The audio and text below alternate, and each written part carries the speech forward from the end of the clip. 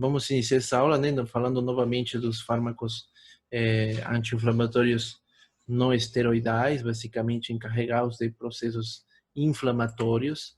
Eu estava mostrando para vocês que temos vários tipos de anti-inflamatórios, no caso não esteroidais, aqueles também, né, que aqueles conhecidos mesmo que nós observamos, ou temos outros tipos de analgésicos, aí encaixa o paracetamol, como tínhamos falado, né?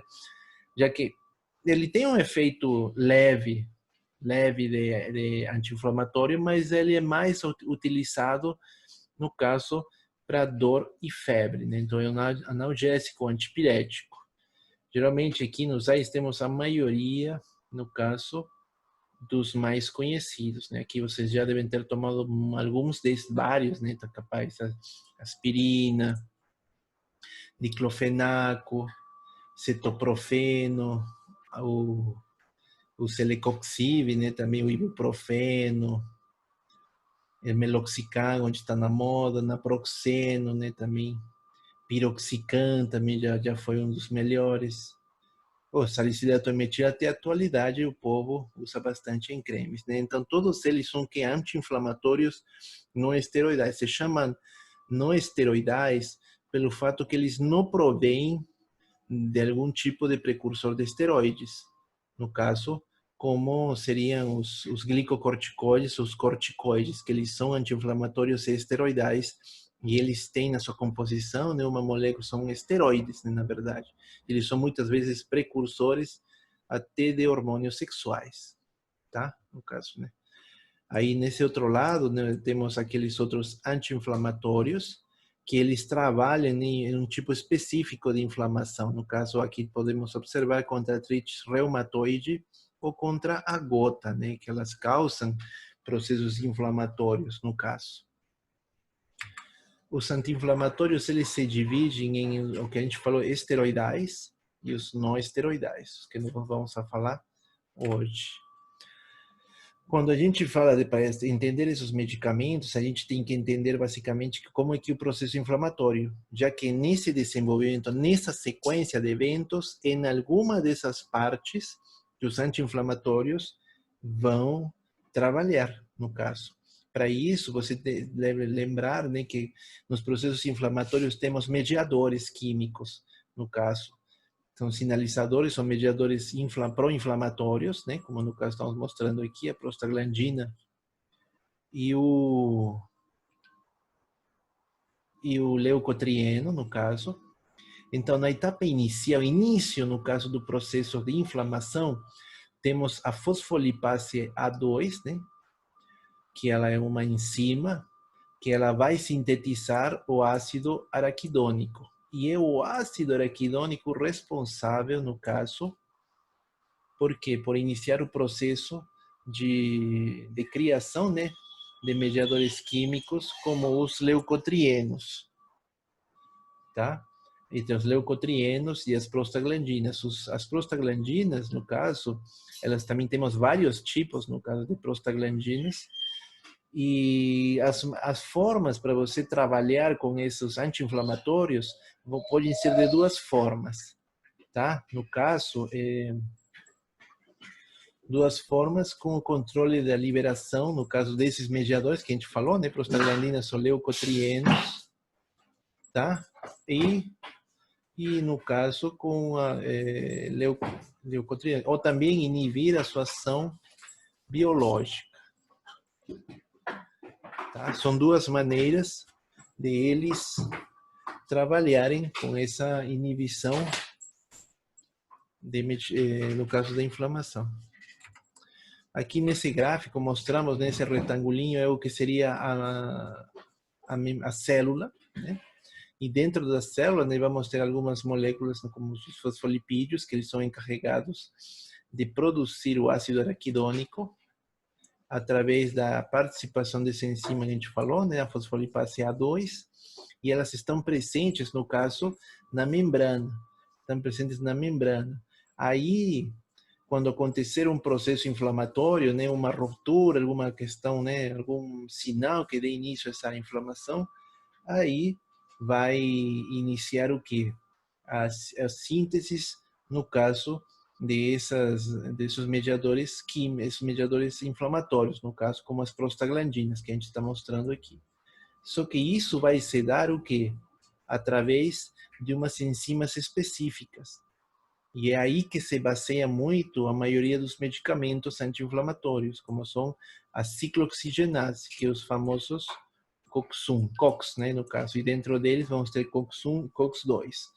E temos também, por outro lado, outras enzimas também que trabalham na formação de leucotrienos, né, mediadores, que são as lipoxigenases, que também é outro mecanismo de outras drogas para tentar evitar o início da inflamação, ou parar essa inflamação. Então, se fabrica o quê? Os medicamentos não esteroidais, muitos deles trabalham com o quê? Com essa ciclooxigenase, mas também tem, no caso, com os LOX, né, que são as lipooxigenases, tá? Então, e observa, né, no caso, que se a gente conseguir evitar isso, a gente evita todas essas funções que as prostaglandinas têm aqui mostrando, né? E dentro das prostaglandinas tem vários tipos de prostaglandinas, tá? Aí vamos, imagina todo vasodilatação, os efeitos que eles provocam, né? Inibição de agregação plaquetária, broncodilatação, contração das musculaturas, enfim. E por outro lado também eles podem provocar também a síntese dos tromboxanos. E os tromboxanos estão muito envolvidos também com vasodilatação, agregação plaquetária. E olha isso aí, não esqueça essa parte porque muitos dos efeitos adversos se baseiam nesses efeitos aqui, efeitos adversos, tá? De uma maneira geral, os anti-inflamatórios estão no mercado há mais de 50 anos, tá? A gente está vendo, né, no caso, que tem também bastante número deles, são os que mais tem, porque na questão de inflamação envolve dor também, né? Então, dor é uma coisa que se trabalhou bastante no desenvolvimento de fármacos. Agora, desses anti-inflamatórios que a gente vai ver, nenhum deles atua na modificação dos sinais da inflamação, tá? Praticamente todos eles possuem efeitos indesejáveis, obviamente. Não tem aquela propriedade das drogas, né? Não existe. Todos os medicamentos sempre vão ter algum efeito desejável.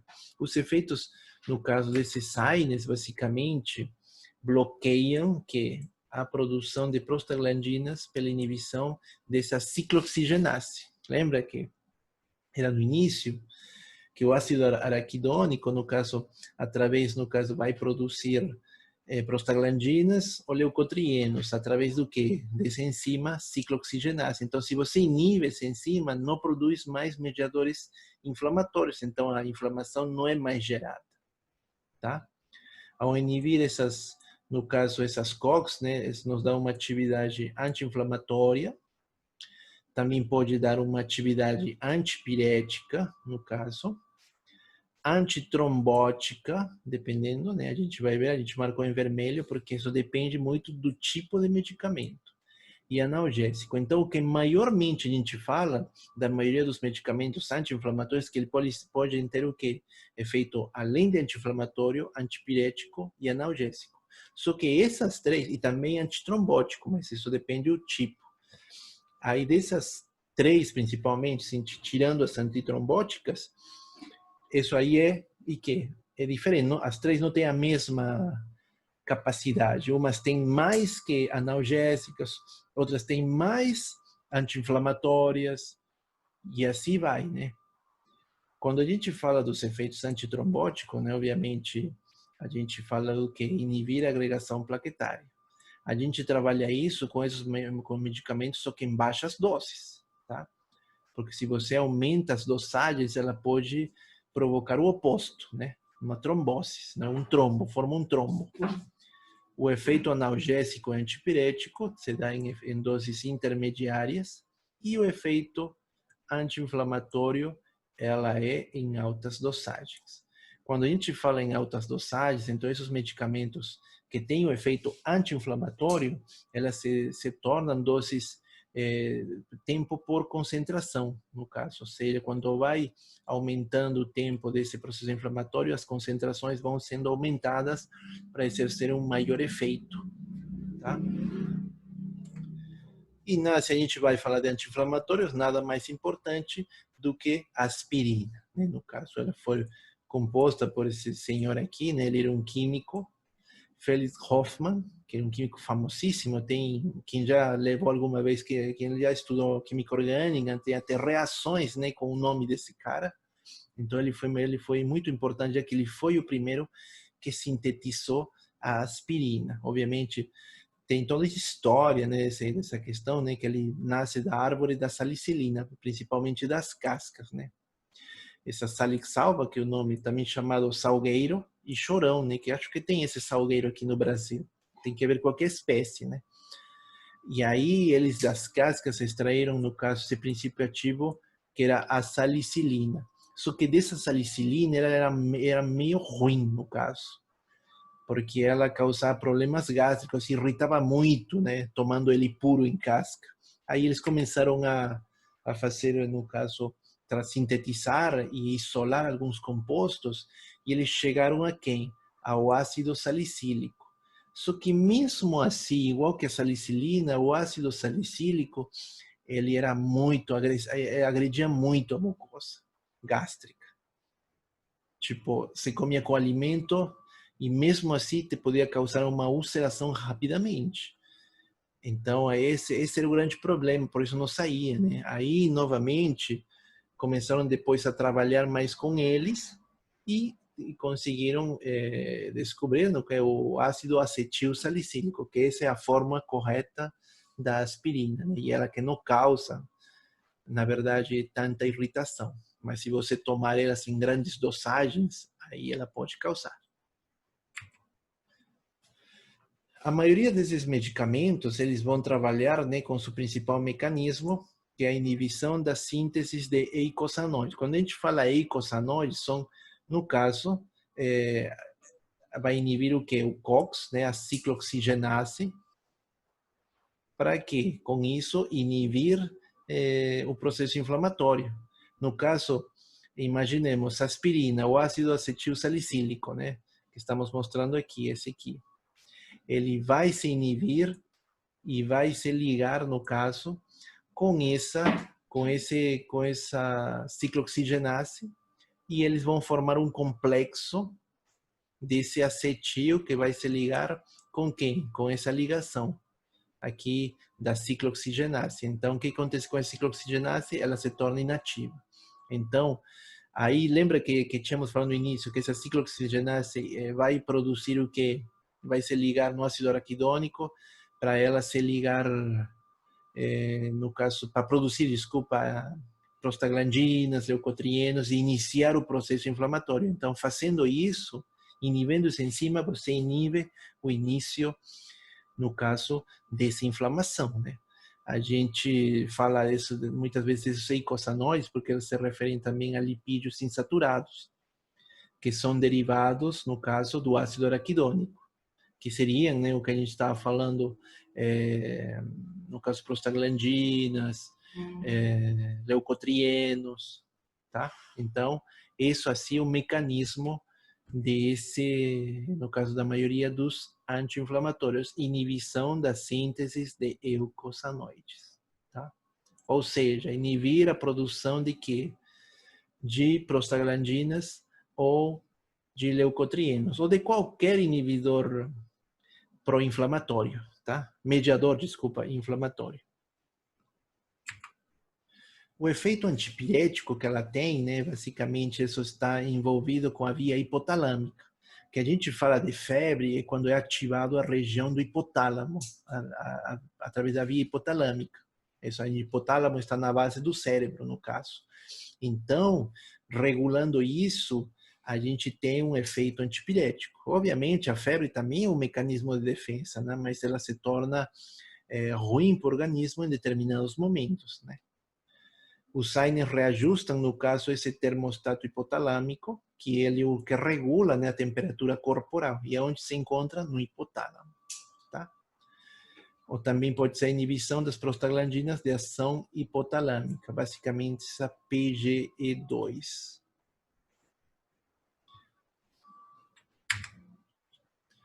Gente, botei para gravar, pensei que não tinha colocado. Então, basicamente, como vai trabalhar esse efeito antipirético? Ele vai trabalhar se ligando em quem? Primeiro, quando você sabe que temos uma inflamação, uma lesão tecidual, ela vai ativar o quê? Alguns tipos de interleucinas, que são também mediadores pró-inflamatórios, no caso, como interleucinas 1 e interleucina 8. Isso vai fazer com que aumente a síntese de quê? Do que a gente não quer, de prostaglandinas do tipo E2, já que eles são os que vão trazer a inflamação. Então, aí, quando acontece isso, vai ter uma ativação do receptor talâmico, né? E aumenta os níveis do AMPC cíclico. Lembra desse AMPC cíclico que a gente falou ontem?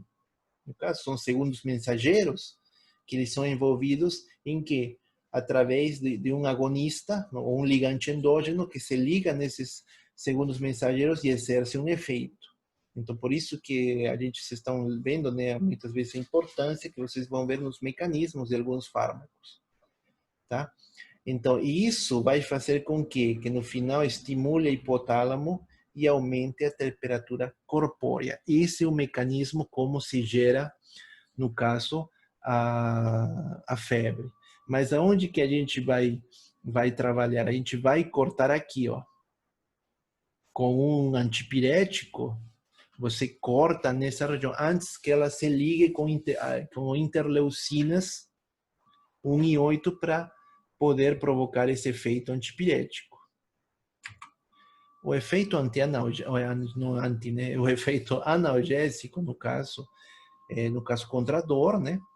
Aí temos que diminuir essa produção de prostaglandinas, que sensibilizam os nociceptores. Que são os nociceptores? Os nociceptores são receptores específicos para dor. Sabe os receptores que nós já falamos? Tem específicos que trabalham só para quê? Para receber sinais e emitir respostas envolvidas, no caso, com processos, no caso de dor, né? No caso. Então, esses analgésicos, anti-inflamatórios não esteroidais, eles vão ser o quê? Vão ser eficazes com todos esses problemas inflamatórios. Bursite, artrite, dor de dente, dor por metástase cancerosa, dores musculares e de origens vasculares, no caso. Obviamente que a dor de dente é um pouco mais complexo, né? Mas embora temos um excelente ali, embora não deve ser muito utilizado para isso, mas a galera gosta, né, de dar uma nimesulida. Ela é excelente porque ela para dores de dente é muito melhor se a gente compara com outros tipos de anti-inflamatórios, já que o espectro de ação dela, né, ela é mais agudo para esse tipo de dores do que um ibuprofeno ou de até de um paracetamol, no caso. A nimesulida ela tem uma eficácia melhor para dor de dentes, né, para analgésico, claro. Embora ele seja anti-inflamatório também. Tá? Aqui estamos mostrando como com esse gráfico, como se inicia o processo de dor, né, no caso. Todo se deve, basicamente, à liberação de mediadores. Todos esses que a gente fala, dor, febre, inflamação, todo é porque teve liberação de mediadores inflamatórios, no caso químicos, de uma maneira geral, né, de liberadores químicos, como, por exemplo, o 5-HT, as prostaglandinas, histamina, né, no caso, tromboxano, e todos eles vão ativar, né, no caso, esse mecanismo da dor. Obviamente tem outra série de eventos, né, mas basicamente se você inibe essa liberação de mediadores, desses mediadores, você está inibindo a dor. E é aí que os analgésicos vão trabalhar. Porque se você inibe a dor, também inibe, consequentemente, o início de um processo inflamatório. Tá? O efeito anti-inflamatório, ele varia muito em potencial de ação, isso depende do tipo de medicamento, né? Tem aqueles que no início, no início da saída dos primeiros anti-inflamatórios não esteroidais são os que exerciam o maior efeito, como no caso a indometacina e o piroxicam. Mais que tudo, a indometacina em alguns países ainda está sendo utilizado. Mas, assim, se você perguntar para seus pais, até para seus avós, eles já capaz de alguma vez utilizaram essa indometacina. No caso, ela vem associada a cobre, né?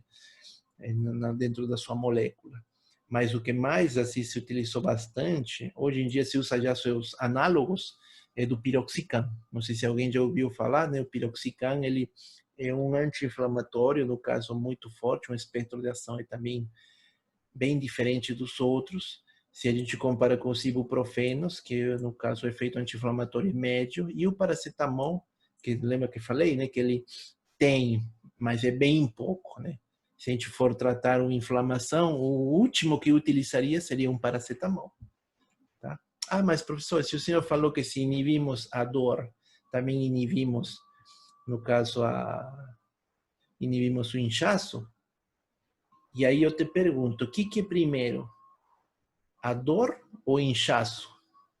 O que vocês acham? O que é primeiro, a dor ou o inchaço? Tá? Olha que pode cair na prova, hein? Eu Então, acho que o Eu vou inchaço. chutar inchaço. isso mesmo, tá certo. Que é inflamação, né? É, então o inchar tá certo. Bom, já bem. A inflamação é o primeiro passo que acontece, tá? 2 pontos, hein, professor? Ai, tá bom, vou ver, vou pensar. Beleza, então, só que ao inibir esses mediadores, no caso, envolvidos no efeito anti-inflamatório, eles também vão diminuir o que? A vasodilatação, no caso, vão diminuir os edemas, no caso do tipo vasogênico, né, não, original nos vasos, e também a dor, né? Aqui está a resposta, né? Se inibem, quem é primeiro? Sempre vai ser a inflamação, depois vem a dor, né? Quem de alguma vez se machucou, né? Sabe do que eu estou falando. O primeiro que sai, no caso, é a inflamação. Bem, aqui só mostrando para vocês, né, o mecanismo, né, como trabalham dois tipos principais de medicamentos que trabalham por dois tipos de mecanismos, que um que é inibição das ciclooxigenases 1 ou trabalham inibindo as ciclooxigenases 2, que são dois tipos de enzimas, que são ciclooxigenases 1 e 2. Os primeiros anti-inflamatórios, eles trabalhavam inibindo essa COX-1. Só que a COX-1 ele trazia também alguns eventos, como irritabilidade da mucosa gástrica. Já os COX-2, eles não provocam isso, eles são anti-inflamatórios plenos e são melhores. Só que o único problema é que também tem se observado, no caso, problemas de sangramento da mucosa gástrica, né? No caso, principalmente com alguns medicamentos, como o meloxicam, ou maxicam, no caso, a versão de referência. Então, quando acontece essa lesão, obviamente vai ser ativada toda uma cascata de eventos, né? Que vai atingir alguns aminoácidos. E, no caso, dentro deles, a gente vai falar do ácido araquidônico, esse AA, né? E ele, lembra que a gente tinha falado que ele utiliza COX-2 para quê? Para sintetizar prostaglandinas. E as prostaglandinas são as encarregadas de produzir inflamação. Então, se você dá um medicamento, ele vai inibir essa enzima, tá? Agora, no caso, no caso, desenvolver o processo de inflamação, tá? Aí teve sim, aí vai trabalhar com o quê? Vai trabalhar com outro tipo de enzimas, que são as COX-2, tá? Então já pode trabalhar com elas, que também vai inibir, no caso, a produção de prostaglandinas, porque assim, quando a gente está falando COX-1 e COX-2, geralmente são em sequência. A COX-1 aparece nos primeiros momentos e a COX-2 é quando já o tempo, tipo depois de 4 horas. Então, se você teve uma lesão que não foi tão forte, né? Machucou, você tomando um inibidor, ou um anti-inflamatório, que é inibidor de COX-1, né? Como, por exemplo, aspirina, um paracetamol da vida, um diclofenaco, Então, eles inibem de maneira rápida, dentro do tempo, né? Agora, imaginemos que é um paciente pós-cirúrgico. Então, né, a agressão foi bastante grande, né? Então aí tem que utilizar outro tipo, pode utilizar também outro tipo de anti-inflamatórios no caso, como seriam os que inibem a COX-2, tá?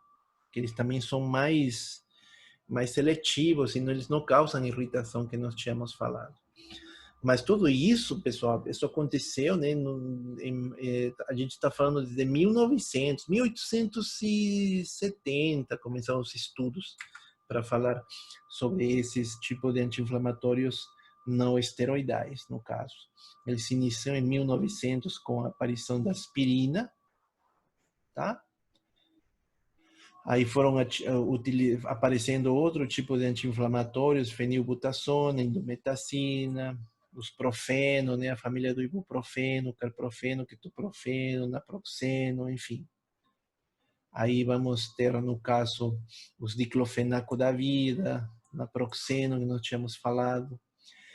Até 1990, ó, pessoal, e isso aqui é recentíssimo mesmo, no caso, aí eles eram o quê? Eles começaram a identificar a segunda enzima, que foi a COX-2. Antigamente só se trabalhava com COX-1. Na verdade existia a COX-2, só que ninguém imaginava que ela seria outro tipo de enzima. Pensavam que tudo era a mesma coisa. E quando descobriram a COX-2, aí nasceram outro tipo de medicamentos, que são um dos mais potentes que temos como anti-inflamatórios no mercado hoje, que são os Coxib. Capaz alguma vez alguém já deva ter, não sei se já fez uso, Celebra, né, que é o mais famoso, ou também são bastante utilizados, no caso, nas clínicas na veterinária, também para os pets, recetam muito, né, para cirurgias, enfim. Eles são os melhores que tem, no caso. Só que assim, teve um probleminha sério que a gente vai falar deles, né?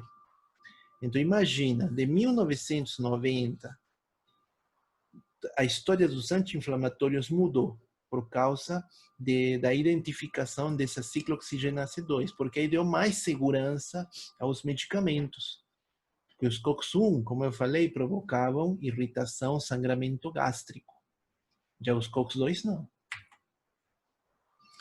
Aqui estamos mostrando, no caso, né, a maioria, o que a gente chama, mostrando nos primeiros slides, né, os medicamentos anti-inflamatórios não esteroideus, os que estão em preto, no caso, são os AINES, e os em vermelho são os que são específicos de COX-2, no caso. Tá? Então, se a gente vai mostrando os outros, né, que está em vermelho, né, no caso, conhecido o celecoxib, todos os coxib são inibidores de COX-2, o resto é tudo inibidor de COX-1. Tá? E isso vai depender muito, né, do grupo de anti-inflamatórios onde eles estiverem, no caso.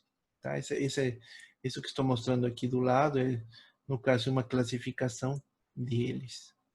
Tá? Agora, de uma maneira, né, aqueles que são seletivos com qualquer tipo de ciclooxigenase, a gente está mostrando aqui novamente. Se vemos a linha pontilhada, para o lado esquerdo de vocês, está mostrando aqueles que são somente mais seletivos de COX-1. E para o lado direito, os que são mais seletivos de COX-2.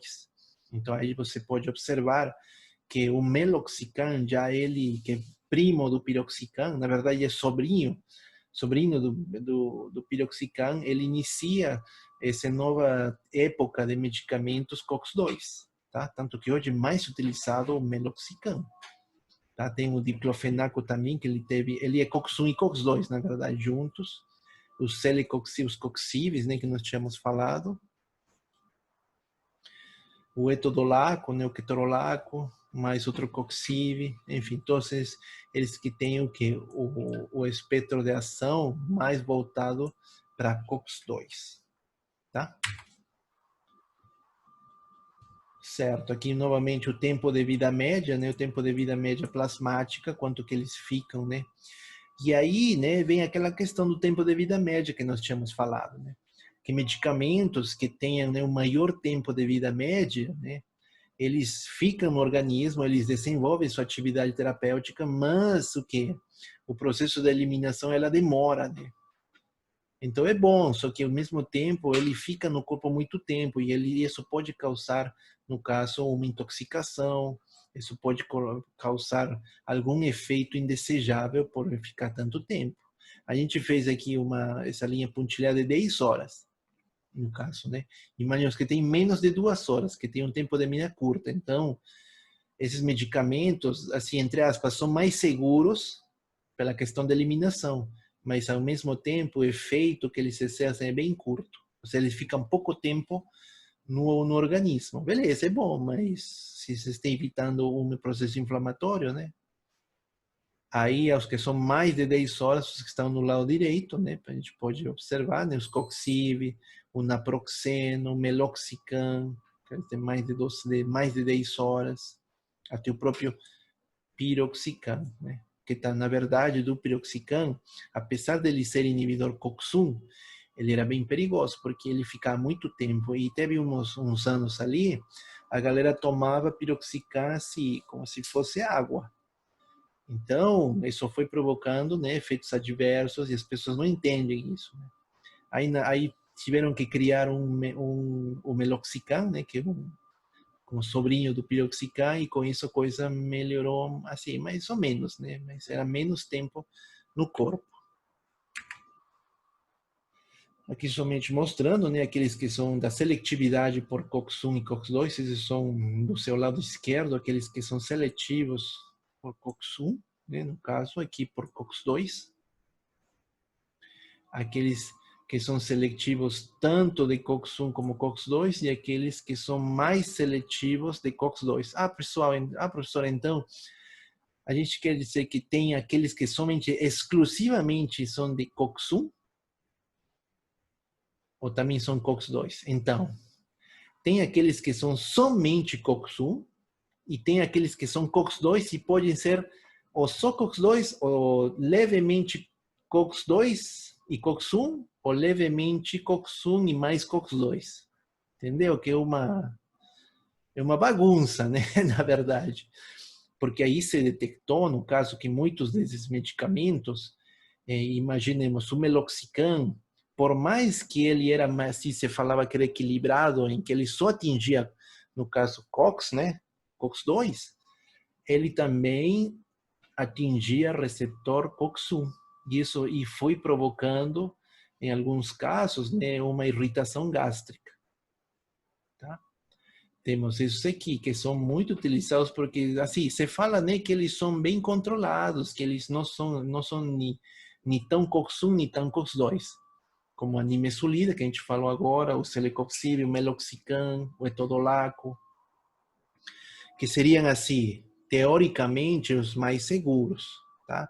Hoje em dia, quando a gente fala, depois daquele tempo que eles apareceram, né? Porque, ó, se apareceram a partir de 1990.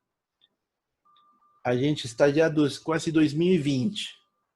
Tem pessoa quase 30 anos.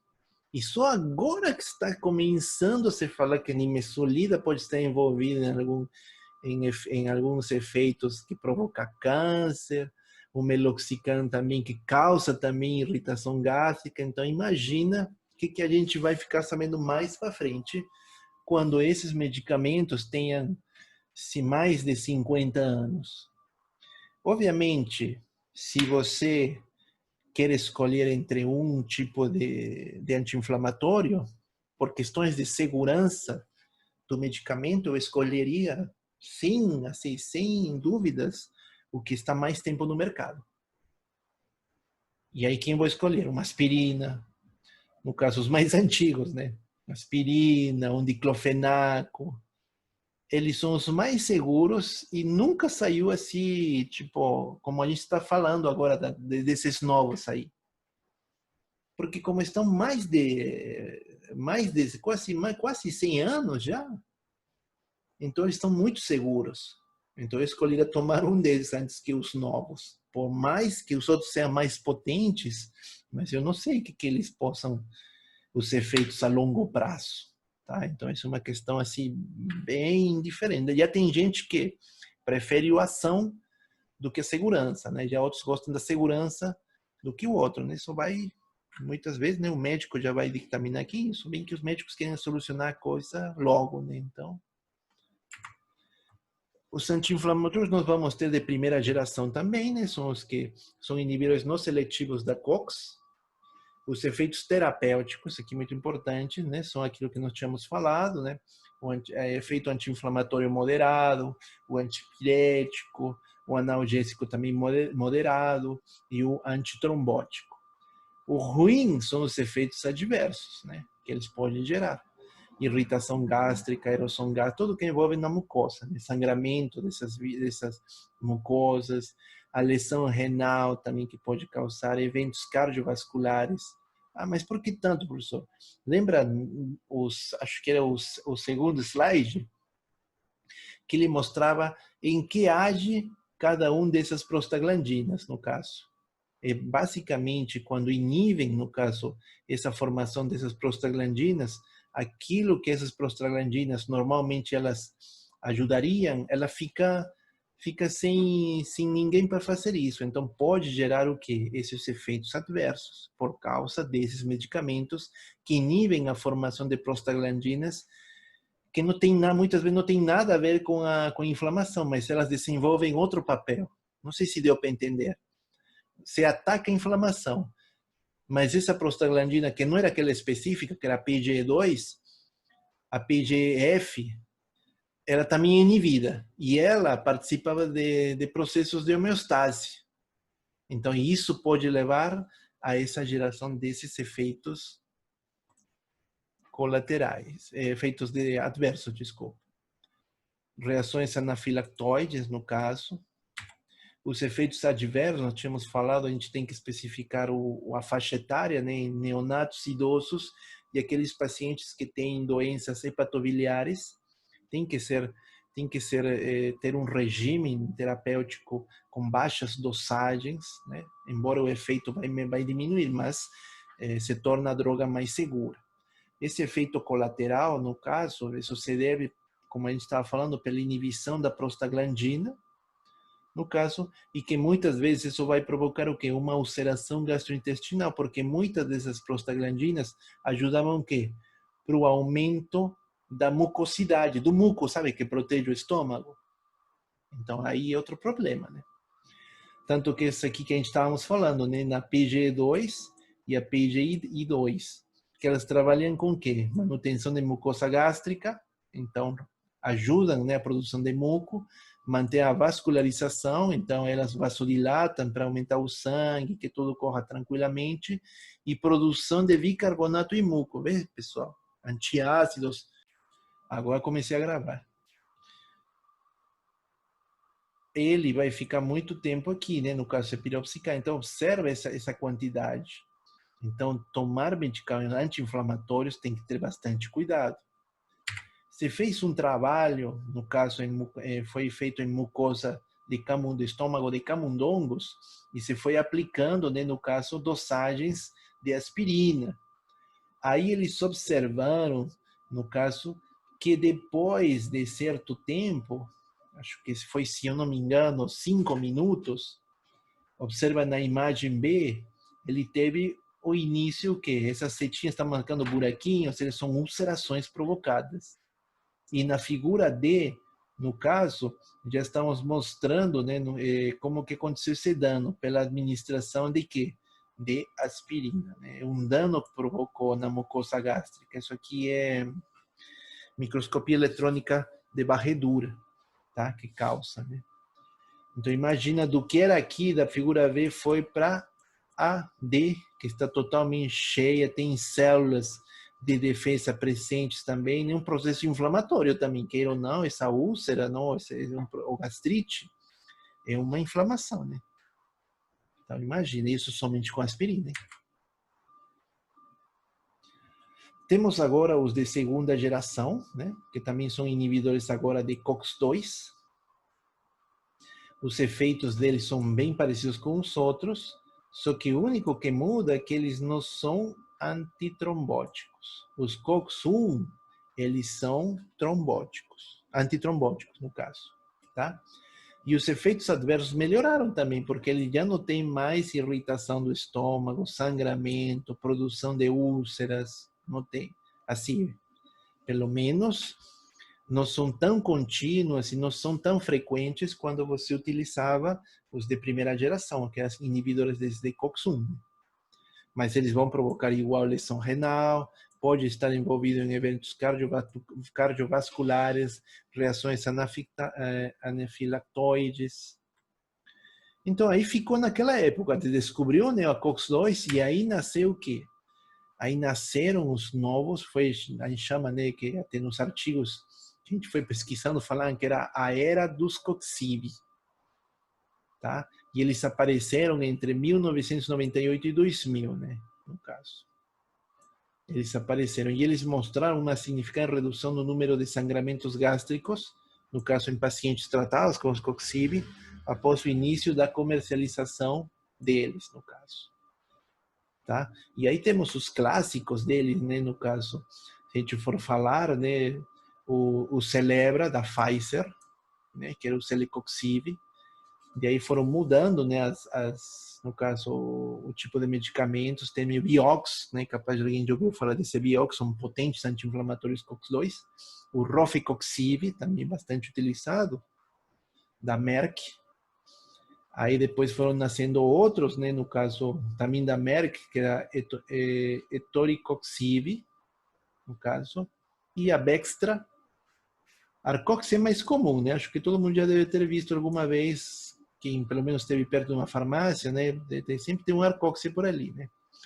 E o outro, o Bextra, que é o Valdecoxib. Todos eles são coxibes. Então, são novos anti-inflamatórios, porque, estamos falando 2000, tem 18 anos no mercado, então a gente não sabe nada. Pelo menos a gente pensava que em 10 anos não se sabia nada, mas um trabalho desenvolvido em 2003, ele, no caso, mostrou algumas coisas interessantes que a gente vai mostrar. No caso, quando a gente fez esse trabalho em 2003, ele mostrou que esses coxibes, eles são, assim, você falar que eles são muito bons, né, porque eles diminuíam o risco de até 55% de um risco de desenvolver, no caso, uma mucosa, uma úlcera péptica, né? E isso já foi, nossa, isso tirou a eles dos outros anti-inflamatórios antigamente mencionados. Só que, como falamos, né, não tem um medicamento perfeito, não existe um medicamento ideal. Você falava que os COX-IB, eles eram os ideais, que eles tinham tudo. Mas, no caso, artigos recentes, né, estamos falando de 2005, foi 7 anos depois que eles apareceram, no caso, no mercado, que associaram ao Rofecoxib, né, no caso, que também é um COXIB, um anti-inflamatório, no caso, que estava associado com eventos cardiovasculares e também com adenoma colorectal, então neoplasias presentes. Então, isso também já trouxe, né, no caso, um problema. Então, eles falam, poxa, tá pior, melhor volta os anteriores, né?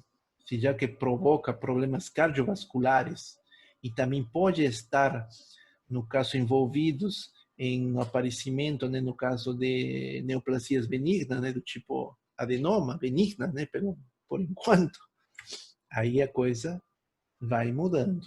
Então, os COX-IB foram bons em prevenir úlceras pépticas. Porém, também, eles provocavam também trombose. E aí, né, sabemos que a trombose é um distúrbio circulatório e que ele depois pode se transformar, no caso, né, numa tromboembolia, né, e isso pode causar morte desse paciente, dependendo onde acontece essa embolia, né, pode ser pulmonar, enfim, do baço. Beleza. E aqui com esse trabalho ele mostrou isso, que ele estava envolvido com quem? Com aparecimento, no caso, de tromboses. E isso assim, em um estudo que foi em 3 anos, foi 36 meses, que foram utilizados em 3 anos, demonstraram que a utilização desses COX-IB, de maneira contínua, obviamente, ela poderia provocar aparecimento desse distúrbio circulatório que são as tromboses. E aí ficou assim, já não existe medicamento ideal, né? Esses COX-CIV, tanto 1 e 2 que a gente foi falando, né, eles trabalham com esses tipos de efeitos. Primeiro, o COX-CIV 2 ajuda na vasodilatação, ele inibe a agregação plaquetária e a inibição da proliferação do músculo liso vascular. Só que, como tínhamos falado isso, professor, mas se eles inibem a agregação plaquetária, então eles não deveriam formar trombos. Só que esse efeito adverso, que foi dado em 3 anos, demonstrou que ia contra isso que ele tinha o efeito, entendeu? Aí, só que você falou, né? Então, grandes períodos longos desse medicamento não podem ser administrados, ele tem que ser rapidamente, para períodos bem curtos, para evitar esses problemas. Se a gente fala da COX-1, né, proteção da mucosa gástrica, os efeitos vasoclusivos, e aí tem agregação plaquetária, vasoconstrição e proliferação do músculo liso cardiovascular. Então, queira ou não, se tornaram mais seguros quem? Aqueles antigões. Porque a gente já sabia, né, no caso, já deu um terror, né, no caso quando se utilizava o COX-CIV. Ah, mas professor, é assim tanto? Não é que seja tanto, mas a gente tem que ter assim, bastante, ir com um pé atrás sempre, quando aparece um medicamento novo, porque a gente não sabe o que ele vai desenvolver. Não, pelos mecanismos, os estudos, sim, beleza, mas esses estudos são feitos em menos de 6 meses, quando libera, né, para testar em pacientes clínicos. E aí você fica, né, e agora? Vai na de Deus, né, normalmente. E que nem agora, né? Da questão da vacina. Alguns falam setembro, outros falam agosto, outros falam janeiro. Mas ninguém está entendendo como que essa vacina, será que a gente vai conseguir ver os efeitos que ela pode causar, né? Qualquer tipo de vacina, ela causa alguns efeitos colaterais. Será que a gente vai conseguir ver isso assim rapidamente? Né? Mas enfim, isso é a escolha de cada um também. Aqui estou mostrando um desenho falando sobre essas COX, né, como que é um gráfico, né, estrutura dessas enzimas, no caso, se você põe a ver essa estrutura dessa COX-1, vou até aumentar aqui para vocês. Observa como ele tem vários tipos de ligações, é por isso que ela se liga, né, no caso, com vários tipos de medicamento, né, no caso, os anti-inflamatórios vão se ligar ali, né, e vão inibir ela. Tá? Se você compara, no caso, com o COX-2, ele é diferente. Ele tem mais sítios de ação se comparados, né, com o COX-1. Não são bem parecidos, mas os locais de ação dele são melhores. Tá? Aqui estou mostrando o que acontece da inibição, né, basicamente. São gráfico só ilustrativo. E como é a farmacocinética desses anti-inflamatórios não esteroidais? Primeiro, quase todos eles são ácidos fracos. Então, você já vai lembrando da nossa aula, né, dos ácidos fracos, né? São ácidos fracos. Então, eles vão se dissolver aonde, pessoal? Se são ácidos fracos, aonde eles se dissolvem mais e vão ser maiormente absorvidos? No estômago ou no intestino? Como são ácidos fracos, o pH do estômago é ácido. Então, eles vão se desenvolver mais aonde? No estômago, tá? Eles têm boa absorção na administração oral. Eles também têm alta afinidade por proteínas plasmáticas. Eles podem, porque assim, ele pode ser um ácido fraco, mas necessariamente ele não vai ser lipossolúvel. Então, nesse caso, nos está falando que ele tem o que? Uma afinidade por proteínas plasmáticas. Então, ele é hidrossolúvel. Tá? E assim você vai tirando, né? Conforme as informações. Pode deslocar outras drogas do seu sítio de ligação às proteínas plasmáticas. Então, elas são que agonistas, no caso tipo competitivo. Tá? A eliminação dos anti-inflamatórios é variável e espécie específica. Ou seja, depende de cada um, no caso dos anti-inflamatórios. Aí o processo de metabolismo, biotransformação é hepática e ela vai cumprir tanto a fase 1 como a fase 2, tá? Lembra que tinha falado que alguns deles somente cumprem uma fase 1, né? No caso, os anti-inflamatórios não esteroidais, eles cumprem as duas fases, tá? E depois vão ser eliminados via renal, via urina, né? Podem ser também excretadas na bile e sofrem também ciclo enterohepático. Aquelas que ficam muito tempo, lembra o piroxicam, que ficava quase 60 horas no corpo, então ela não consegue ser eliminada, então ela novamente vai sofrer um ciclo, no caso do metabolismo enterohepático, para novamente ser inativada, ou seja, fica mais e mais tempo, né? Outros ainda sofrem secreção tubular e eliminação renal, beleza. Eles são capazes de penetrar e se ligar aos tecidos inflamados melhor que os outros. Beleza, isso aí é verdade, eles têm um efeito rápido. Mas se você compara com os corticoides, quem tem mais potência são os corticoides. Só que o problema dos corticoides é que eles atingem outros sistemas. Eles não são tão... Não é como o mecanismo de ação no caso dos anti-inflamatórios não esteroidais, que eles só trabalham inibindo enzimas. Já os corticoides, eles trabalham com outros tipos de sistemas, inibem sistema imune, e isso traz complicações. Tá? E, no caso, finalizando, né, aqui tem uma coisa interessante para vocês verem, das vantagens e desvantagens, no caso desses anti-inflamatórios não esteroidais, né, no caso, né? Dependendo qual, né? No caso, imaginemos, né? Um conhecido de vocês, a aspirina, no caso, né? São uma desvantagem, são comuns distúrbios do trato gastrointestinal superior. Mas a vantagem é que ele é baixo custo e tem aquilo que estamos falando, longo histórico de segurança. Se a gente fala com oxicam, né? O piroxicam, no caso. No piroxicam, a gente fala meia vida longa, permite uma administração diária ou 2 vezes ao dia, né, no caso.